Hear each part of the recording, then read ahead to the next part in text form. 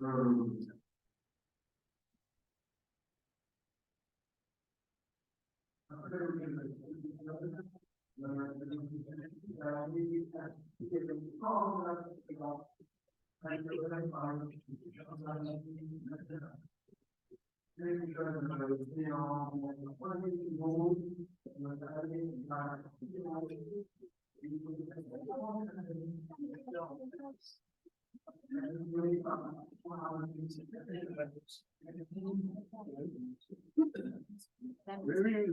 attendez.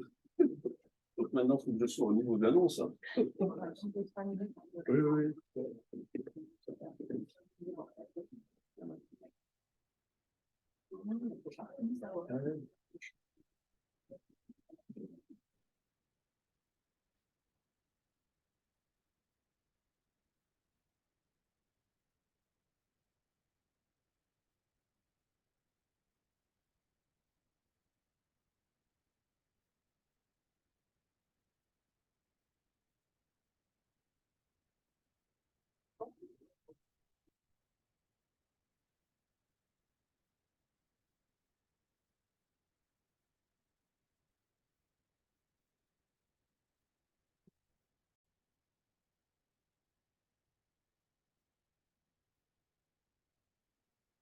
Bonjour à tous, je suis Adélie Taolé, responsable du département Santé, Sécurité, Environnement chez Franchimie Île-de-France, qui était à l'origine de l'organisation de ce salon du village de la chimie. Et je suis très heureuse de vous accueillir, à la fois ceux qui nous suivent aujourd'hui en présentiel, mais également en distanciel, pour cette conférence La trace de la chimie à la forensique, itinéraire d'une enfant gâtée. Donc, je tiens à remercier d'ores et déjà notre intervenant, le colonel Philippe Davady, directeur de l'enseignement et de la recherche du pôle judiciaire de la gendarmerie nationale. Au sein de ce pôle judiciaire a été créée une unité qui est dédiée à la science forensique. Et au sein de cette unité va être lancée une nouvelle formation qui est le MBA forensique, qui est une formation tout à fait inédite, à la fois au niveau national et international, dont le colonel Davady est le directeur. Donc, sans plus tarder, colonel, je vous cède la parole pour cette conférence et pour nous en dire plus à la fois sur la science forensique et cette nouvelle formation qui est le MBA forensique. Très bien. Merci beaucoup. Donc, effectivement, je vais vous parler de la trace. C'est la trace qui va guider mon propos. En partant bien évidemment de la chimie, puisque nous sommes au village de la chimie. Je remercie tous les organisateurs de nous avoir invités, donc mon équipe et moi-même. Et donc en partant de la chimie, nous allons cheminer tranquillement jusqu'à la science forensique et voir en quoi effectivement cet itinéraire de la chimie à la forensique pour la trace est l'itinéraire d'une enfant gâtée. Et bien évidemment, les cinéphiles auront reconnu un extrait, une image du film Itinéraire d'un enfant gâté, avec Belmondo et Anconina, où une des scènes cultes de ce film, c'est t'es étonné, toi? Ah non, non, non. Mais si, je te vois, t'es étonné. Il ne faut jamais être étonné. Voilà. Donc, j'espère quand même vous étonner, puisque comme tout le monde n'a pas suivi le film, je pense j'espère susciter un peu d'étonnement. Alors, tout d'abord, il faut qu'on peut poser le cadre de manière à bien délimiter le périmètre de cette intervention, à bien définir les différents termes employés. Donc, qu'est-ce que la chimie? C'est une science qui étudie les propriétés, la constitution des corps et les réactions qui peuvent se produire entre eux. Donc ça, c'est la définition de la chimie telle qu'on la trouve dans le dictionnaire de l'Académie française. La trace, une trace générique, qu'est-ce que c'est? Pareil, l'Académie française nous dit que c'est le vestige qu'un homme ou un animal laisse à l'endroit où il a passé. Bon. Donc ça, c'est la trace vraiment en générique. Donc là, on peut se dire, alors la trace en chimie, le passage d'un homme ou d'un animal, si on peut le trouver, mais on va quand même avancer un peu plus. Et le dictionnaire Larousse, donc un autre dictionnaire, nous dit que la trace est une très faible quantité d'une substance, voilà, déceler des traces d'albumine dans les urines, c'est l'exemple qui est donné. Donc là, on s'approche davantage de la trace telle que les chimistes la qualifient. Donc, c'est une substance en très faible quantité, qui est parfois sous le seuil de détection. Donc, qu'est-ce que la trace? C'est effectivement une très faible quantité de produit que l'on trouve dans un autre produit, ce qui fait qu'elle peut être difficile à détecter. Voilà. Donc là, voilà, d'où nous partons de la trace en chimie, une concentration qui peut être infime. Après, tout est une question d'ordre de grandeur. Quand on s'arrête à des concentrations de 10 puissance moins 7, bah, évidemment, ce qu'on trouve concentré à 10 moins 12, bon, c'est négligeable. Ça peut être négligeable puisque cela dépend du cadre. Donc, ce que je vous propose, c'est qu'ensemble, pendant le temps qui nous est donné, donc nous résolvions ensemble cette énigme de la trace qui va de la trace, de la criminalistique également et de la forensique. Donc là, le 7e art, voilà, on va faire quelques incursions dans des domaines qui sont pas très scientifiques, mais qui permettent à cette heure où les estomacs peuvent commencer à gargouiller, à retenir un peu l'attention. Alors, quand on travaille sur la trace, que fait-on? Ça, c'est une bonne question. En chimie, le travail s'effectue dans des conditions du laboratoire, ce qui est, ma foi, tout à fait logique.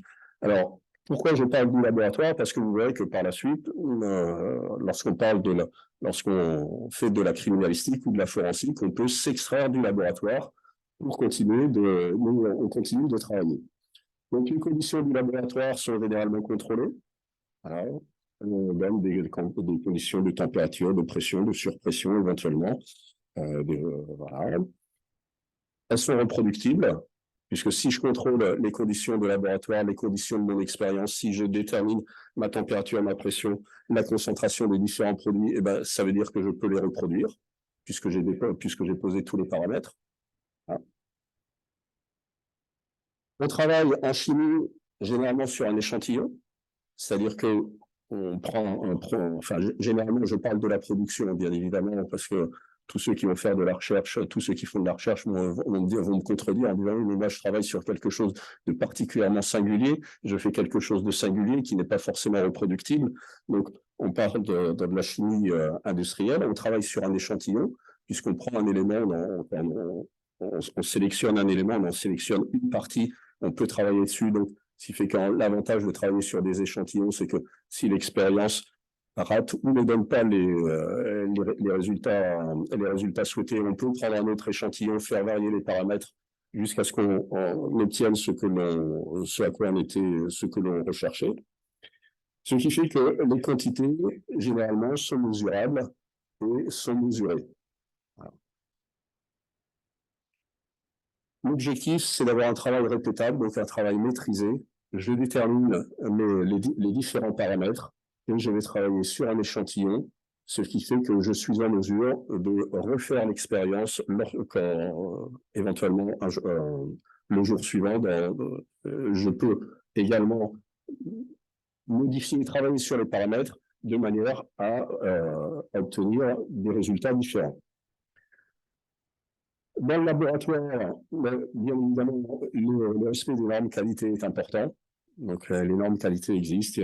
Voilà, elles s'imposent lorsqu'on est pareil en industriel et on recherche, en fait, d'une manière générale, la maîtrise en toutes circonstances dans une expérience quand on travaille, quand on fait une expérience ou quand on fait de la production, on recherche à maîtriser les circonstances du travail de manière permanente. Donc, si on résume, en gros, de toute façon, un résumé est toujours en gros, donc on cherche à caractériser, quand on travaille sur la trace en laboratoire, on cherche à la caractériser, quelle est la nature du produit considéré, à quelle dose est-il présent, à quelle dose existe-t-il, donc pour indiquer sa présence. Alors, pourquoi indiquer la présence de traces d'éléments? Ben là, vous voyez, quand vous avez notamment des personnes qui sont allergiques, la question qui va se poser, c'est peuvent-elles acheter ces aliments, sachant qu'il y a des traces de tel produit qui est allergène? Voilà. Donc, s'il y a des traces, on n'achète pas. Si c'est certifié sans traces, ben on peut l'acheter. Et puis, donc, Pareil, la question de la détection des traces d'arachide dans les aliments, puisque l'arachide est un aliment qui est allergène pour un certain nombre de personnes. Donc, toute la question, tout le défi qui se pose dans ce cas-là à l'industrie agroalimentaire, c'est d'éliminer les traces ou de certifier qu'il n'y a pas de traces d'arachide ou d'autres allergènes dans les aliments qui sont vendus. Donc ça, c'est le premier point. On cherche à caractériser la trace, quel type de trace a-t-on, quelle est leur nature, quelle est leur concentration, est-ce que c'est toxique, est-ce que c'est pas toxique, est-ce que ça peut poser problème, est-ce que ça peut générer des problèmes de santé ou pas. La deuxième possibilité de travailler sur la trace, c'est de chercher à l'éliminer. Pourquoi? Parce que sa présence dans un produit peut être toxique. Exemple, des impuretés dans un médicament, des résidus dans les eaux de consommation. C'était en début de semaine, je suis passé à la radio, à IDFM, que je tiens sur la radio IDFM, que je tiens à remercier de m'avoir invité. On était avec le président de d'Iverchim, qui est présent sur le stand, qui disait que lui faisait des principes actifs de médicaments. Et son objectif, c'est que dans son principe actif, il y ait le moins d'impureté possible, puisqu'il m'a dit, quand quelqu'un prend un médicament qui est dosé à 300 mg tous les jours, 300 mg tous les jours, soit 365 jours, au bout d'un moment, ça fait beaucoup de milligrammes, voilà, on arrive quand même à quelques grammes. Et si vous avez des impuretés dedans, des produits qui sont toxiques pour la santé, à la fin de l'année, ou même si la personne prend ce médicament de manière répétée depuis un certain temps, vous avez une exposition à des produits toxiques qui est non négligeable. Donc, le deuxième travail sur la trace, voilà, c'est l'éliminer. Voilà. Près d'un aliment sur deux contient des traces de pesticides. Alors ça, après, c'est un article journalistique, des traces de pesticides, et des traces de pesticides. À quel pesticide et à quelle concentration? Est-ce que ces traces sont toxiques? Est-ce que ces traces ne sont pas toxiques? Bon. Voilà, donc on essaye de l'éliminer. Voilà, vous avez également des concentrations, donc quand vous avez des mélanges de résidus, comment ils interagissent entre eux. Donc ça peut poser des problèmes. Et l'exemple le plus frappant, au moins en France, pour les traces qui posent problème, c'est Perrier.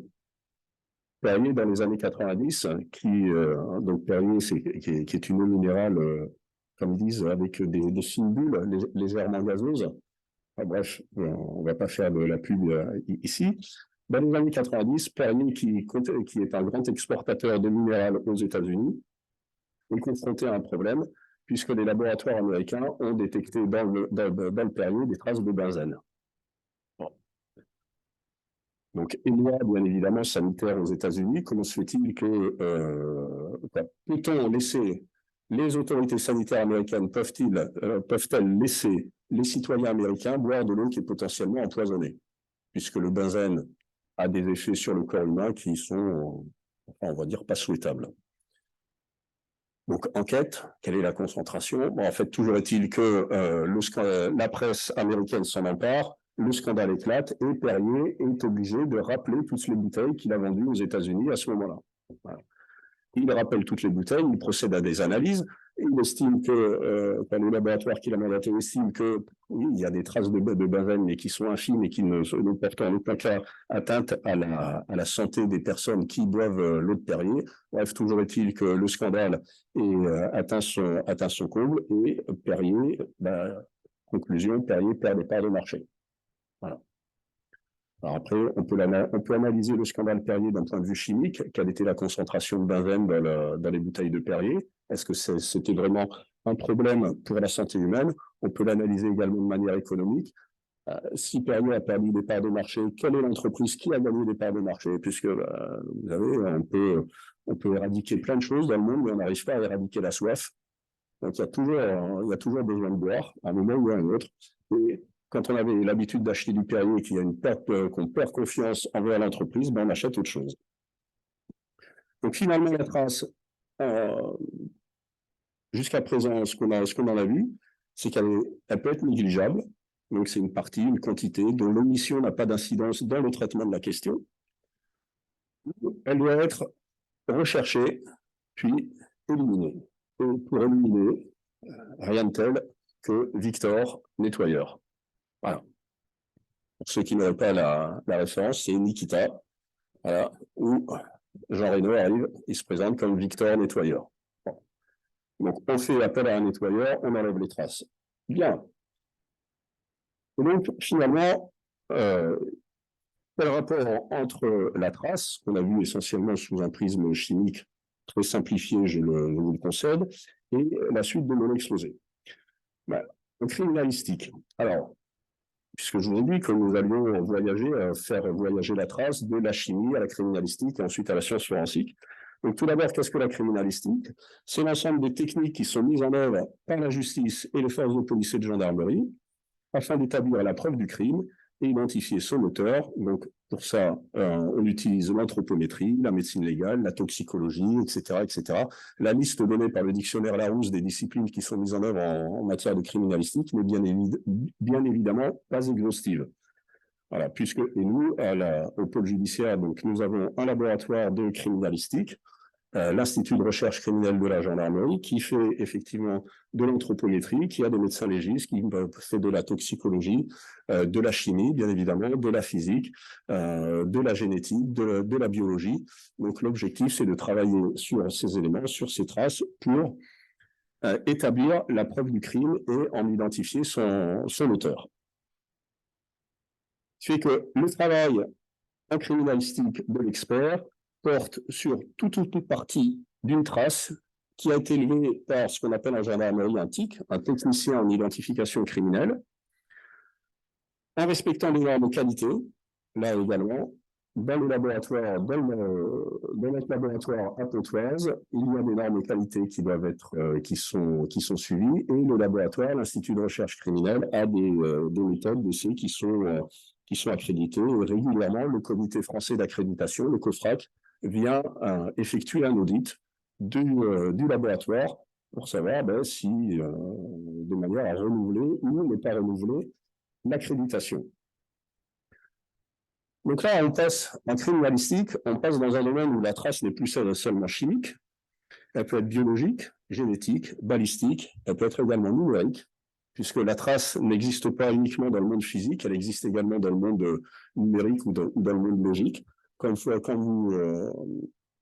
vous introduisez dans un système de traitement automatisé de données, vous laissez des traces de votre passage.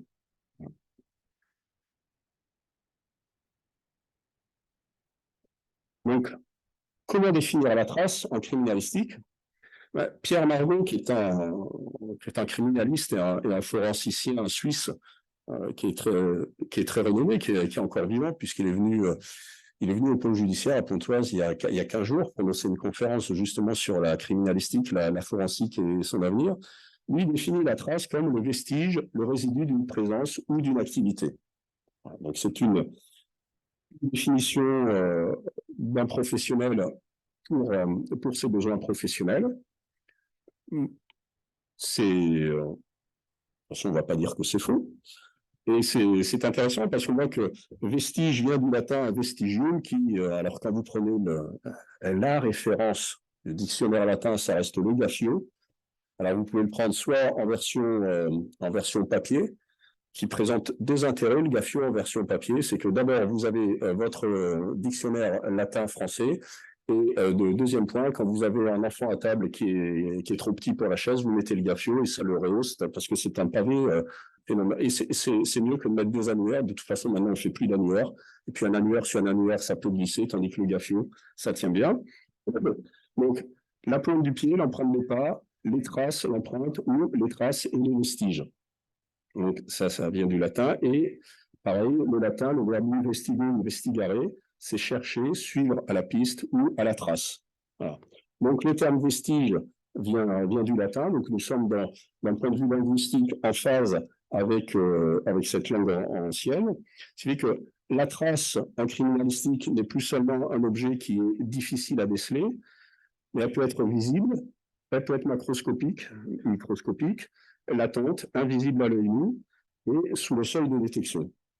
sous le seuil de détection des instruments actuels. Et un des objectifs de la recherche, c'est de pousser davantage les capacités des machines de manière à identifier des traces qui, jusqu'à présent, sont invisibles. Quand on prend l'historique du travail sur l'ADN, donc au début, le traitement de l'ADN se faisait en partie à la main, c'était manuel, maintenant c'est complètement automatisé, et avec la sensibilité des machines, on arrive maintenant à établir des profils génétiques avec quelques dizaines de nanogrammes d'ADN. Quelques dizaines de nanogrammes, c'est difficilement visible à l'œil nu, à moins que vous ayez des yeux bioniques, mais sinon pour le commun des mortels, c'est compliqué. Donc, la trace criminalistique, de ce fait, recouvre la trace chimique, uniquement en termes d'acception. C'est-à-dire que dans les traces chimiques peuvent être d'intérêt pour la criminalistique. Donc, en criminalistique, la trace, alors la grande différence, c'est qu'elle n'est pas contrôlée. C'est-à-dire qu'en criminalistique, les experts travaillent sur des traces et pas forcément sur des empreintes. La différence entre une empreinte et une trace, c'est très simple. Quand vous allez faire votre passeport, refaire votre passeport ou votre carte d'identité, on vous demande une empreinte digitale. Donc, on vous demande de poser vos doigts dans des conditions, alors qui ne sont pas normées, qui ne sont pas de température et de pression fixées, mais on vous demande de poser votre doigt d'une certaine manière et la machine, le capteur, est en mesure de dire si l'empreinte est correcte ou pas correcte. Et tant que l'empreinte n'est pas correcte, vous répétez l'opération. En criminalistique, les experts travaillent sur des traces et pas sur des empreintes. Donc, ça veut dire que, alors, on pourrait toujours demander aux criminels de faire preuve d'un peu de bonne volonté et de laisser correctement leurs empreintes partout où ils passent.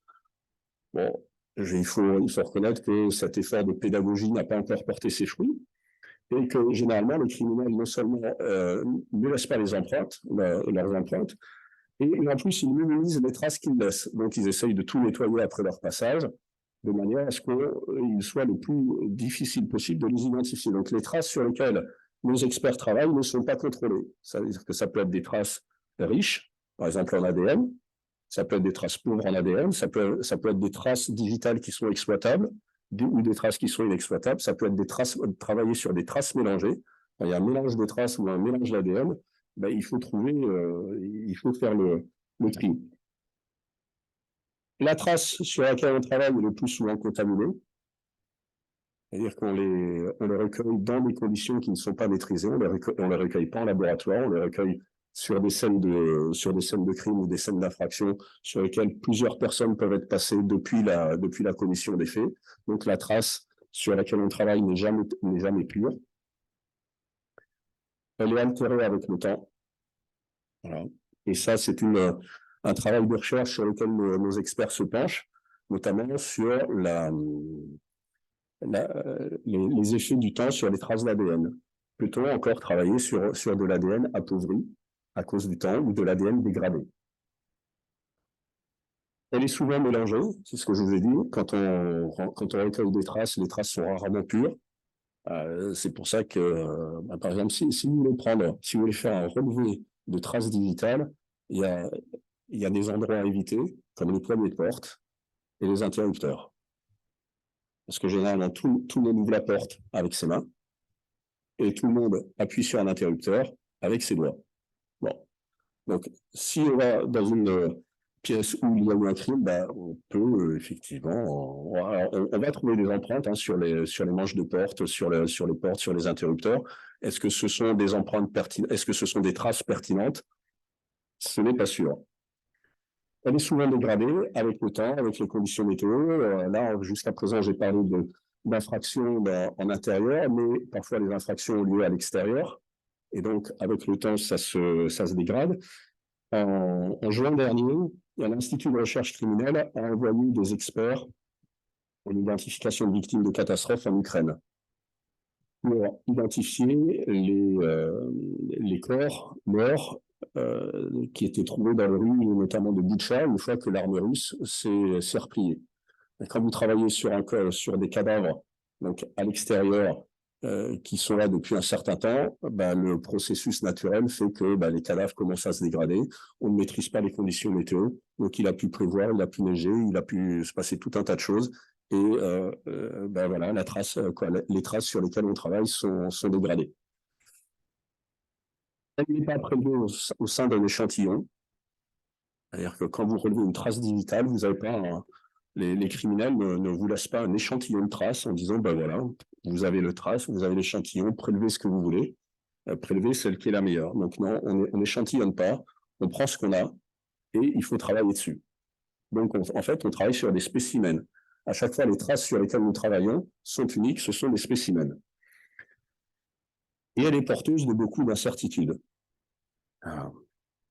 Si on reste sur les traces digitales, on trouve une trace digitale sur une scène de crime, on la prélève. Est-ce que c'est la trace de l'auteur? Est-ce que c'est la trace de la victime? Est-ce que c'est la trace d'une tierce personne qui est passée la veille, le lendemain? Quand on relève la trace, on n'en sait rien. Donc, toute trace en criminalistique est porteuse d'énormément d'incertitudes. Les conditions d'étude de la trace en chimie et en criminalistique, donc l'étude, on parle plus du prélèvement, se ressemble quand même en laboratoire avec l'atmosphère qui est parfois particulière, avec la surpression, la température. Nos laboratoires de criminalistique sont quand même accrédités, donc ça veut dire qu'on travaille, on fait en sorte de quoi? C'est pas on fait en sorte, nous travaillons dans des conditions qui sont contrôlées, mais nous ne pouvons pas répéter le travail sur une trace puisque la trace c'est un spécimen, c'est pas un échantillon. Voilà, le travail, c'est ce que je disais. En criminalistique, ce n'est pas toujours répétable. Il faut parfois choisir l'ordre des opérations qui vont être effectuées parce que certaines sont destructrices. Voilà. Quand j'ai une trace digitale qui est suffisamment riche, est-ce que je commence par analyser la trace digitale ou est-ce que je commence par prélever l'ADN? Voilà. Et l'ordre des opérations est important parce que dans un sens, c'est compatible et dans l'autre sens, ça ne l'est pas. Voilà. Donc après, c'est toute une stratégie d'étude de la trace qu'il faut mettre en œuvre de manière à faire des choix les plus éclairés possibles. Et également, la criminalistique, donc on a parlé des conditions en laboratoire, mais ça peut s'effectuer en milieu contaminé. L'Institut de recherche criminelle, c'est lui qui a été envoyé sur l'incendie de Lubrizol, à côté de Rouen, pour déterminer les causes de l'incendie. Donc il a fallu qu'il fasse des prélèvements en milieu contaminé. Bon, après, il les a analysés en laboratoire, mais il faut quand même aller dans le milieu contaminé. Le sous-marin nucléaire d'attaque Pearl, celui qui a brûlé et qui a été coupé en deux, voilà, pour être collé à un autre sous-marin qui allait être démantelé, pareil, là, il faut aller faire une expertise dans un milieu clos, contaminé, et, de ce qu'on dit les experts, plutôt acide. Voilà. Donc, il faut aller dans ces milieux-là, il faut pouvoir prélever les traces dans ces milieux-là. Il y a également un autre cas particulier que réalise également l'Institut de recherche criminelle, c'est carrément l'expertise dans le milieu contaminé lui-même. C'est-à-dire que supposons qu'il y ait enfin c'est ce à quoi on s'entraîne, un attentat en plus dans une atmosphère contaminée et que suite à l'attentat, l'atmosphère soit contaminée. Schématiquement, vous avez deux possibilités. On prélève les traces, on les décontamine et on les envoie dans un laboratoire, ou c'est le laboratoire qui les décontamine lui-même, ou alors on travaille sur la trace en atmosphère dans le milieu contaminé. Si la contamination est simple, si elle est unique, c'est-à-dire nucléaire ou radiologique ou biologique ou chimique, des laboratoires peuvent décontaminer les traces qu'on leur envoie et travailler dessus. La difficulté, c'est quand vous avez une contamination croisée. Si on estime qu'il y a une contamination chimique et une contamination biologique, vous avez rarement des laboratoires qui sont capables de décontaminer toutes les scellés les traces qu'on va leur envoyer pour travailler dessus en atmosphère contrôlée. Donc c'est pour ça que nos experts s'entraînent également à travailler, à procéder à leurs actes d'analyse ou d'expertise en milieu contaminé, en atmosphère qui est inhospitalière. Voilà. Donc après passer de la chimie à la criminalistique, passons donc poursuivons notre voyage jusqu'à la forensique. Alors, qu'est-ce que la forensique? La forensique, En gros, si on pose la question, tout le monde en a entendu parler, ne serait-ce que dans les séries américaines, où vous avez des experts en forensics.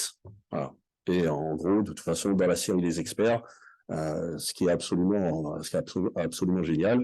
Donc, vous avez la personne dans le laboratoire qui va sur place, qui fait son prélèvement, qui l'analyse, etc. et qui, après, regarde à tout de suite le résultat et sait qu'il faut aller interpeller John Doe qui habite 43 rue Mary Stuart, je ne sais pas où. Voilà. Donc ça, c'est bien, c'est vendeur, ça fait rêver. Bon, on va dire que la réalité est un peu différente de la fiction.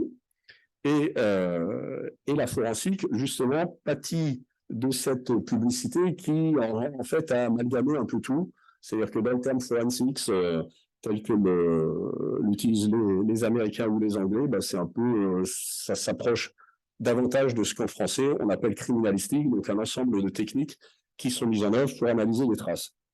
Donc, la déclaration de Sydney en 2021 a été rédigée par des praticiens et des universitaires, donc aussi bien francophones qu'anglophones, et qui se rendent compte que, justement, ce qui était appelé forensique était en train de continuer de dévier vers une collection de techniques qui sont certes indispensables, mais qui ne peuvent pas réduire on ne peut pas réduire l'étude de la trace à simplement ces analyses aussi opportunes, aussi nécessaires et aussi fiables qu'elles soient. Voilà, donc, comment se définit la forensique depuis la déclaration de Sydney de 2021?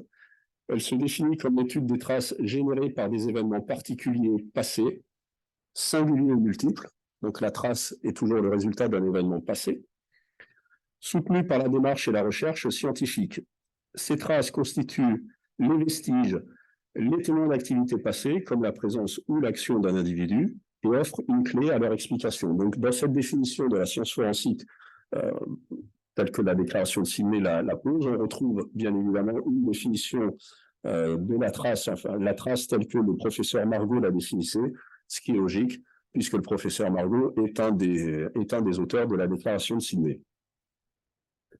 Donc, la forensique et la trace, comme le définit le professeur Margot, célèbre forensicien suisse que vous voyez à l'écran, il l'a définit également comme la tracologie, parce que la forensique, d'un point de vue linguistique, vous avez les puristes qui vont dire « Ah oui, mais non, c'est pas possible. On prend un terme anglais, on lui met un suffixe français, et voilà. » Alors que bon, on est en train de travailler justement avec des représentants de l'Académie française sur la définition du terme forensique, ce qui est assez intéressant. Et alors, si on définit comme tracologie, alors là, c'est le néologisme ou le barbarisme, comme vous voulez. Moi, c'est très parlant. La tracologie, c'est la science de la trace. Voilà. Donc, c'est une science qui a la trace pour objet d'étude. La trace, dans son sens le plus général possible, ça peut être une trace microscopique, comme je vous ai dit, les quelques dizaines de nanogrammes d'ADN. Ça peut être une trace également macroscopique, puisque ceux qui sont allés en Grèce, qui ont fait le voyage en Grèce, qui sont allés à Athènes et qui ont vu l'Acropole, la célèbre colline de l'Acropole à Athènes. Que voit-on sur l'Acropole à Athènes? Le Parthénon, plein de choses, etc. Ben, en un mot, on voit les traces de la civilisation grecque antique. Voilà. Donc, vous avez l'Acropole, qui est une trace gigantesque. Plus macroscopique que ça, c'est compliqué. Voilà. Et après, ben, pareil, il faut l'interpréter. Enfin, il y en a qui l'ont interprété depuis. Voilà. Donc, la trace, c'est le vecteur fondamental de la police scientifique. Donc, elle peut être macro, elle peut être micro, peu importe la taille, peu importe sa nature, ça reste quand même l'objet d'étude de la forensique. Comme déclare Pierre Margot également, avec le développement de la chimie au XIXe siècle, la trace prend le sens d'une présence en quantité infime de quelques constituants dans un produit analysé, proche de sa limite de détection. Et souvent, le chimiste ne se soucie pas de son origine, exemple l'analyse de sels minéraux dans une eau minérale, sauf s'il s'agit d'une impureté indésirable, impureté dans la synthèse d'un médicament, une pollution, etc. C'est ce dont j'ai parlé tout à l'heure. Voilà. Donc, la trace, on peut la définir, ça reste un objet d'intérêt, mais le chimiste et le forensicien ne lui prêteront pas la même attention. Donc, c'est une marque, c'est un signal ou objet, un signe apparent, pas toujours visible à l'œil nu, le vestige ou le résidu d'une présence ou d'une action. C'est ce qu'on retrouve également dans la déclaration de Sydney. Et c'est la raison d'être de la police scientifique et de la science forensique. Voilà.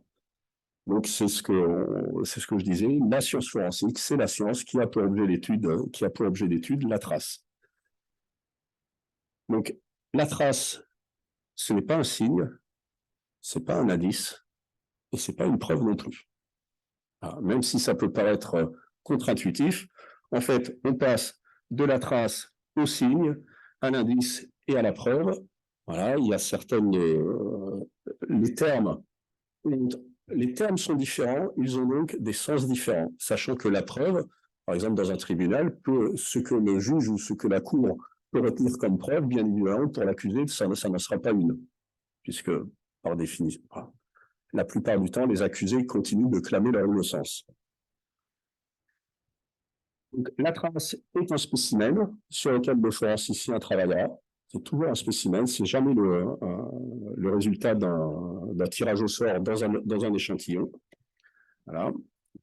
C'est l'adoption d'une démarche basée sur la trace et son potentiel indiciaire conduite à une nouvelle discipline scientifique fondamentalement complexe et dont les incertitudes ne reposent généralement pas sur des questions de technique, mais sur la capacité de détecter, de trouver des traces, pour en déterminer ensuite la pertinence et leur représentativité pour expliquer un cas particulier et en dessiner les contours. Donc, s'il fallait comparer la forensique à une science actuelle, ça serait on pourrait la comparer davantage à la médecine qu'à la chimie, puisque la chimie, je vous ai dit, les traces, soit on les néglige schématiquement, soit on les élimine, tandis que la trace en sciences forensiques, c'est un spécimen unique sur lequel on va travailler. Lorsque vous allez consulter votre médecin parce que vous êtes malade, il va vous ausculter. Voilà. Il va trouver, généralement, ce dont vous souffrez, et il va vous donner un traitement. Mais il s'avère que parfois, le même traitement donné à deux personnes différentes ne donne pas les mêmes effets.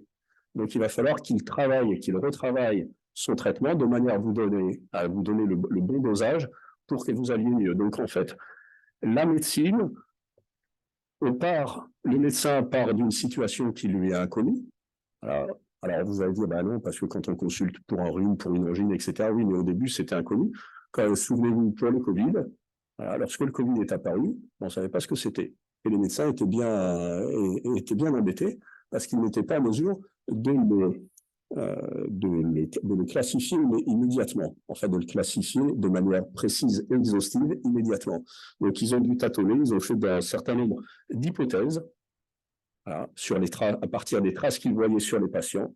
Ils ont échafaudé des hypothèses qu'ils ont confrontées à l'état de l'art scientifique en médecine, à toutes les connaissances qu'ils avaient accumulées, de manière à poser après le diagnostic qui leur semblait le plus plausible possible, à savoir celui du Covid. Voilà. Donc la forensique, c'est une science qui se formalise via la déclaration de Sydney, qui en plus a posé 7 principes à la science forensique que je ne vais pas vous détailler, mais que vous pouvez trouver sans aucun problème via Internet. Si vous tapez déclaration de Sydney 2021 et forensique, vous trouverez le texte complet. Alors la version d'origine est en anglais, mais il y a des traductions françaises qui sont en cours de route. Et ce qui est particulièrement intéressant, c'est de se rendre compte qu'actuellement, nous vivons une période, un moment où nous pouvons formaliser une nouvelle science. Voilà. Depuis quand quelle est la dernière science qui a été créée qui a été formalisée par les scientifiques? Il n'y en a pas tous les ans, sinon ça se saurait. Voilà. Donc actuellement, on est dans un moment unique pour la science forensique. Voilà. Nous la formalisons et la trace qui est son objet d'étude n'est pas seulement l'objet de technique, elle est l'axe autour duquel se développe cette nouvelle science. Elle est un objet qui peut être pensé. Voilà. C'est-à-dire qu'on pense la trace, c'est-à-dire comment on la décèle, comment on la détecte, comment on la recueille, comment on la stocke, comment on la conserve, comment on l'analyse et comment on interprète ces résultats. Puisque l'interprétation des résultats est également une vraie question et un vrai défi en sciences forensiques.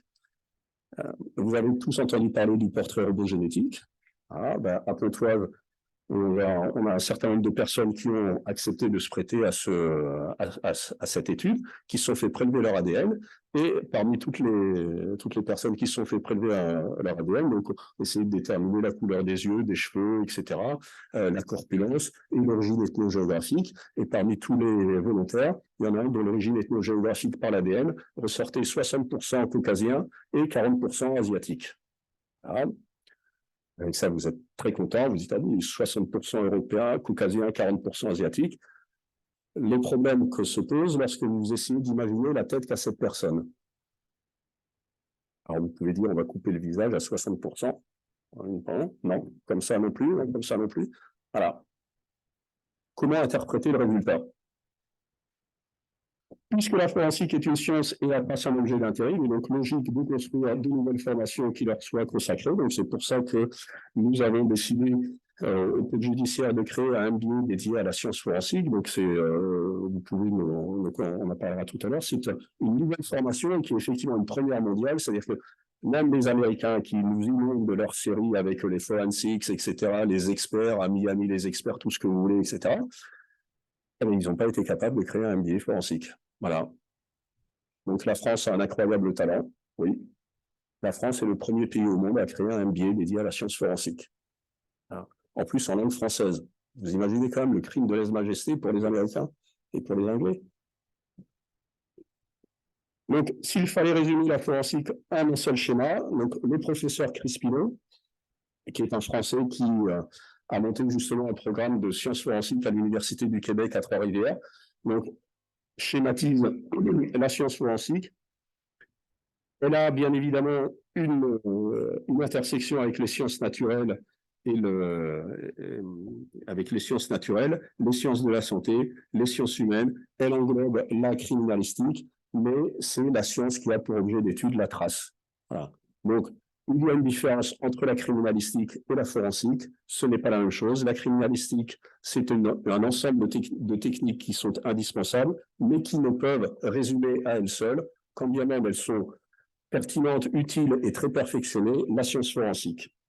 Donc, pour conclure, selon la discipline, le sens du terme trace évolue, ainsi que les caractéristiques de cet objet et les contraintes nécessaires à son étude, puisque je vous l'ai dit, en forensique, on peut travailler sur la trace, y compris dans des milieux contaminés. Voilà. Si c'est nécessaire, nos experts sont capables de faire des analyses en milieu contaminé. La trace est un objet scientifique d'intérêt définissant la forensique, qui est une discipline fédératrice de différentes sciences naturelles. Voilà. Donc, pour reprendre une citation de l'Évangile à 20 nouveaux outre nouvelles, voilà. Et je vous invite à nous retrouver au stand E41 si vous voulez en savoir davantage sur la science forensique et sur le MBA que nous sommes en train de mettre en œuvre et qui ouvrira ses portes, qui accueillera sa première promotion en septembre de cette année. Je vous remercie et si vous avez des questions, je suis disposé à y répondre. Merci, colonel Davadi, pour cette présentation très complète et qui nous a, je pense, tous bien éclairés sur ce qu'est la science forensique. Est-ce que vous avez des questions? Oui, alors, attendez, je viens vers vous, monsieur, pour que vous puissiez poser la question dans le micro afin que les personnes qui sont à distance puissent nous entendre. Merci pour votre exposé. La chimie s'occupe de la transformation de la matière sous forme solide, liquide et gazeuse. Est-ce qu'il y a des spécificités en ce qui concerne le gaz et les traces gazeuses? Et est-ce que c'est un domaine que vous étudiez?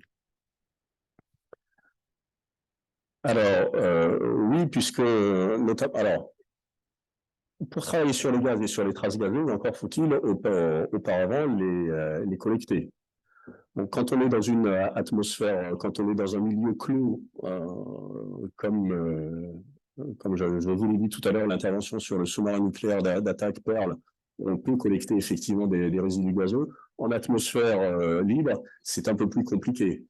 Maintenant, pour aller un peu plus, voilà, un premier élément de réponse. Maintenant, sur quelle trace travaillons-nous? Alors, c'est du gazeux.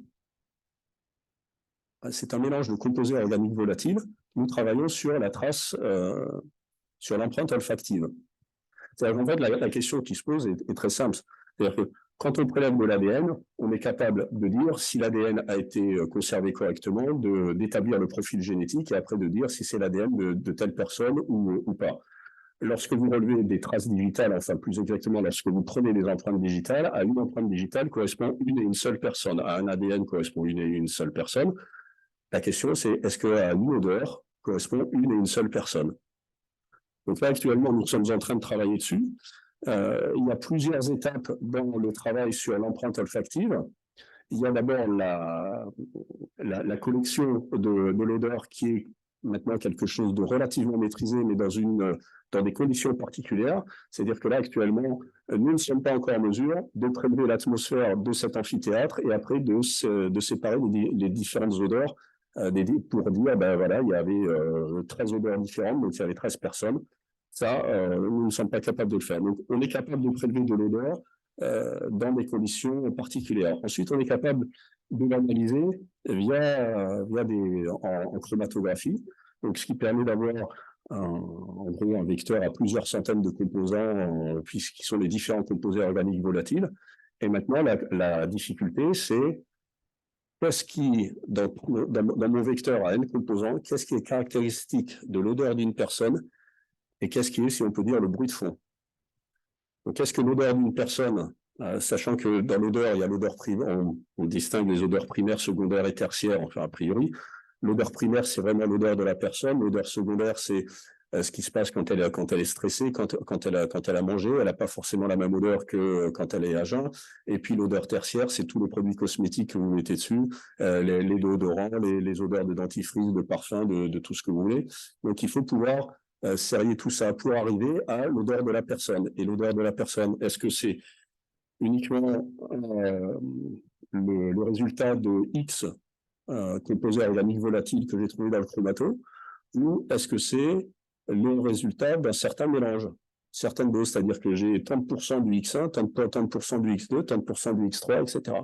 Donc là, nous sommes confrontés à un véritable défi qui est l'analyse de ces données. Voilà, donc j'ai répondu en partie à votre question. Après, pour ce qui est du gaz, il y a effectivement des industriels qui font des nœuds électroniques, qui sont capables de capter les gaz et d'estimer la concentration du gaz dans l'atmosphère. Mais c'est une piste sur laquelle nous ne travaillons, nous n'axons pas enfin c'est une piste de recherche sur laquelle nous n'axons pas nos efforts, puisque l'industrie le fait déjà avec de bons résultats. Merci pour cette explication. Est-ce qu'il y a d'autres questions?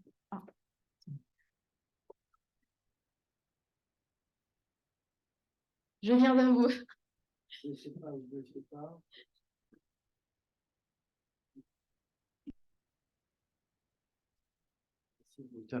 Oui, mon colonel, je voudrais savoir quel est le profil que vous attendez, le profil du jeune pour intégrer vos équipes.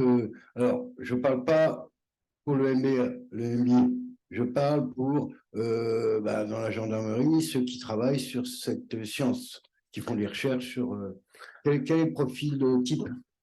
Alors, le profil type pour travailler chez nous, donc, quelle que soit la discipline scientifique, il faut qu'il soit un passionné de son métier.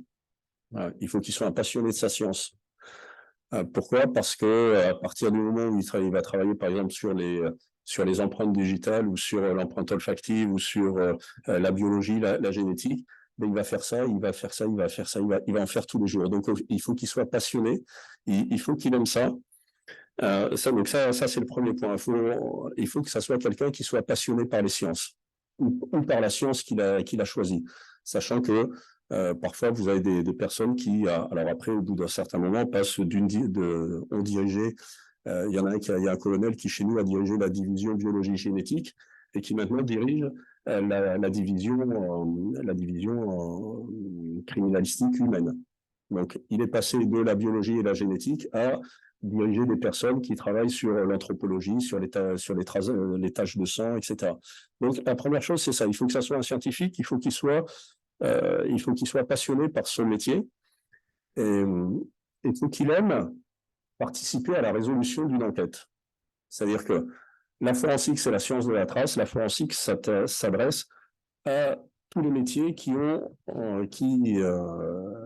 s'intéressent à l'enquête ou qui mènent des enquêtes. Donc, quand il viendra chez nous, il sera partie prenante à une enquête. Alors, ce n'est pas forcément lui qui sera sur la photo à la fin, mais ça peut être lui grâce auquel la vérité a éclaté. Dernièrement, un expert incendie explosif, chimiste de formation, et qui continue d'ailleurs de pratiquer la chimie, puisque c'est lui qui a participé notamment à l'expertise sur le Lubrizol, à l'expertise d'un sous-marin nucléaire, qui est allé déposer aux assises. Et en fait, son témoignage a permis, a fait en sorte que la personne accusée reconnaisse effectivement non seulement les faits, mais tout le mode opératoire qui avait été échafaudé à partir des traces qui avaient été relevées. Voilà, donc il faut être passionné, il faut aimer participer à une enquête, il faut aimer le travail d'équipe, parce que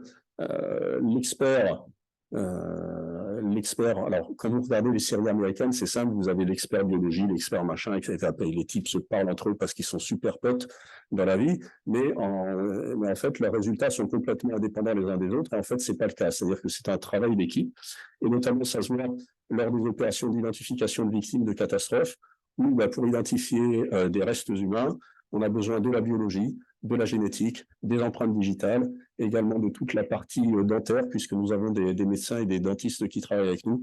Voilà donc le profil. Un scientifique passionné par son métier, qui aime le travail d'équipe, qui a envie de participer à résoudre une enquête. D'accord. Autre question, et pour moi la dernière, vous intervenez dans quel type d'enquête? Parce que vous n'intervenez pas dans toutes les enquêtes, c'est pas possible. Vous intervenez dans quel type d'enquête? Des crimes, vous avez parlé notamment du Lubrizol. Dans quel cadre là vous êtes intervenu? Alors, quand nous intervenons, c'est que nous intervenons sur réquisition d'un magistrat. Voilà. Quel type d'enquête? En fait, tout type d'enquête et surtout les enquêtes complexes. Vous avez entendu parler de l'affaire Maïlis. L'affaire Maïlis où l'auteur qui avait, selon son avocat, décidé de vendre sa voiture, a passé des heures à laver sa voiture dans une station-service. Il l'a passé au Karcher, dedans, dehors, de tous les côtés possibles. Il a passé l'intérieur à l'eau de Javel, etc. Parce qu'il est bien évident que à chaque fois que quelqu'un veut vendre une voiture, il la javelise à l'intérieur parce que par souci d'hygiène pour celui qui va l'acheter. Bon, malgré toutes les précautions, une trace de sang a été retrouvée dans son coffre. Et c'est à partir de là que l'auteur a pu être confondu. Donc, ça veut dire que nos enquêteurs, enfin nos experts, puisque nous avons reçu le véhicule à Pontoise, ont démonté le véhicule complètement, ils ont cherché partout, et que lorsqu'ils ont fini par trouver la trace de sang qui avait échappé au lavage, parce qu'il a passé plusieurs heures quand même à laver sa voiture, hein. C'est pas juste une demi-heure, non, c'était plusieurs heures. Le type, il devait être nickel, certain. Sauf qu'il a, voilà, les quelques dizaines de nanogrammes d'ADN suffisent. Et à partir de ce moment-là, bien évidemment, c'était le point de départ pour montrer que, oui, l'enfant avait effectivement séjourné dans sa voiture, etc. Et ça l'a amené à avouer, à aller indiquer le lieu sur lequel où il avait enterré l'enfant. Et voilà. Donc, en fait, nous intervenons sur des enquêtes, alors des enquêtes complexes, des enquêtes médiatiques, mais également des enquêtes de la vie courante. C'est-à-dire que beaucoup d'analyses ADN, notamment, qui sont effectuées chez nous, ont lieu à ce qu'on appelle la délinquance de masse, donc des cambriolages, etc. Et ça, c'est-à-dire que nous n'intervenons pas dans des enquêtes, nous n'intervenons pas uniquement dans des enquêtes où la victime est connue et importante. Nous intervenons sur tout le spectre de la délinquance.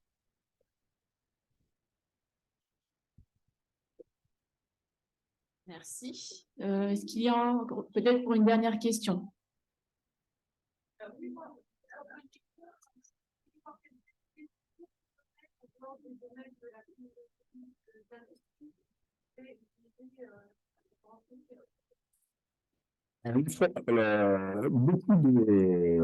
Beaucoup d'entreprises peuvent être, ou beaucoup de corps, beaucoup de métiers peuvent être intéressés par la forensique, puisque la forensique travaille sur les traces, et donc la forensique aide à mener des enquêtes. Alors, où trouve-t-on des enquêtes? Donc, bien évidemment, il y a les enquêtes judiciaires, mais il y a également les enquêtes internes dans les entreprises. Quand une entreprise décide de mener une enquête interne, ben, elle mandate certains de ses salariés pour le faire. Question, ben, ont-ils été formés pour mener une enquête? Bon, c'est une question. Tout ce qui est comptabilité, également l'audit financier, c'est comme elle avait dit le président d'un cabinet d'audit, c'est de la comptabilité forensique, puisqu'ils prennent toutes les pièces comptables et ils essayent de trouver des traces d'anomalies, voilà, qu'est-ce qui attire leur attention. Également la presse, les enquêtes journalistiques. Ben, un journaliste, comment fait-il une enquête? Il part forcément de traces. Et pareil, ensuite, il élabore le récit qu'il va écrire ou qu'il va expliquer à la radio ou à la télé. Hier, même si j'ai réussi à parler avec le président Larcher du Sénat, ce matin, je me suis dit, mais en fait, j'ai oublié de lui dire une chose. Et les enquêtes parlementaires? Comment on procède à une enquête parlementaire? On nomme des parlementaires et puis on leur dit, ben voilà, faites une enquête sur tel sujet. Bon, donc voilà, donc le spectre des métiers qui peut s'intéresser à l'enquête est très large. Quasiment toutes les entreprises, tous les métiers possibles peuvent être confrontés un jour ou l'autre à une enquête. Pour cette intervention et votre présentation. Et j'invite toute personne qui aurait d'autres questions à venir vous retrouver sur votre stand de E41. 41. Je vous remercie. Bon après-midi.